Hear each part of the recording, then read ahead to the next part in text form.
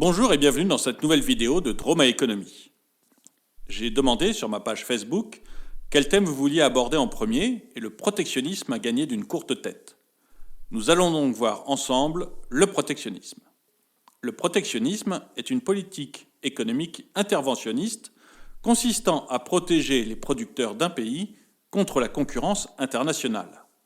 Il est apparu comme doctrine au XVIe siècle sous le nom de mercantilisme et n'a jamais vraiment quitté les sphères politiques depuis.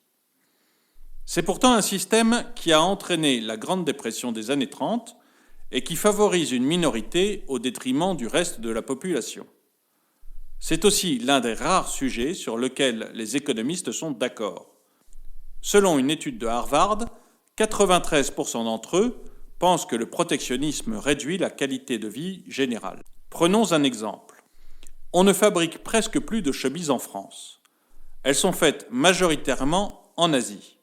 Leur qualité est équivalente à celle fabriquée en France et leur prix moins cher. Mais chacun sait que les Asiatiques font du dumping social, du dumping écologique et du dumping fiscal. C'est du reste une constante. Tous les pays concurrents font du dumping de quelque chose et seul mon pays est juste. Imaginons qu'un gouvernement décide d'augmenter ses droits de douane ou de créer une norme pour empêcher la vente de chemises étrangères en France. Les fabricants de chemises français et leurs salariés seront avantagés, car ils pourront vendre plus de chemises sans faire des efforts de qualité ou de productivité. Le reste de la population devra acheter ces chemises plus chères sans avoir une qualité supérieure.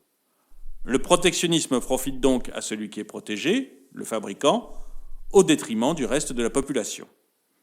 Pour en savoir plus et choisir le thème de la prochaine vidéo, vous pouvez venir sur mon site dromaeconomie.com.